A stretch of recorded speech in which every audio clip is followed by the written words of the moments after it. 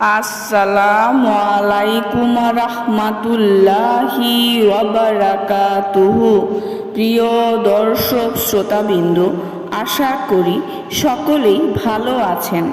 যদি আপনার বুকে কোনো ধরনের রোগ হয়, যেমন কারো যদি হাঁপানি রোগ হয়, শ্বাসকষ্টের রোগ হয়, সামান্য কয়েক কদম হেঁটে চলতে পারে না, সামান্য পরিশ্রম করলেই অনেক কষ্ট হয়, শ্বাসকষ্ট শুরু হয়ে যায়, অথবা সারা রাত শ্বাসকষ্টের কারণে জেগে থাকতে হয়, অথবা বুকে কোনো ধরনের ব্যথা হয়, অথবা বুকে অন্য যে কোনো রোগ হয়, এই সকল রোগ থেকে মুক্তির জন্য আজকের এই আমলটি আল্লাহ তাআলার দয়া এবং মেহেরবানিতে অনেক বেশি কার্যকারী এবং পাওয়ারফুল। ওজিফাটি কিভাবে করবেন? ওজিফাটি করার পূর্বে কিছু শর্ত রয়েছে, এই শর্তগুলো অবশ্যই মেনে চলবেন।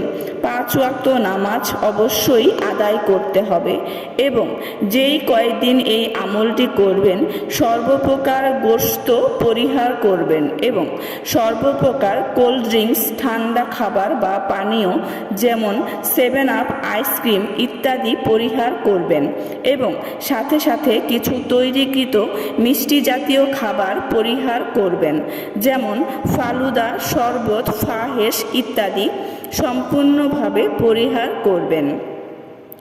এগুলো একেবারেই ব্যবহার করবেন না। যদি 40 দিন আমলটি করেন তাহলে 40 দিন এগুলি থেকে বিরত থাকবেন। এই শর্তগুলো মেনে এই আমলটি করুন। আমলটি কিভাবে করবেন? সর্বপ্রথম 250 গ্রাম বরই ফুলের মধু নিন। মধু যেন সম্পূর্ণ খাঁটি মধু হয় সেই দিকে খেয়াল রাখবেন। অতঃপর প্রথমে 40 বার দুরুদে ইব্রাহিম পড়ুন। অতঃপর উচ্চ আওয়াজে আল্লাহর এই নামটি 4000 বার, আল্লাহর এই নামটি 4000 বার পড়ুন। ইয়া জাল জালালি ওয়াল ইকরাম।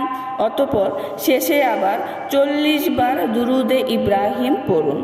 অতঃপর সেই মধুতে ফুঁক দিন। অতঃপর প্রত্যেক দিন সকালে খালি পেটে 1 চা চামচ রোগীকে সেই মধু খাওয়ান।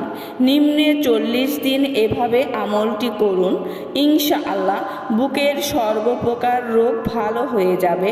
বুকের ব্যথা, হাঁপানি ইত্যাদি রোগ ভালো হয়ে যাবে।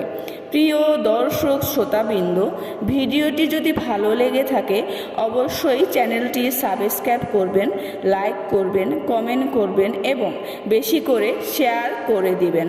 সবাই ভালো থাকবেন। আল্লাহ হাফেজ।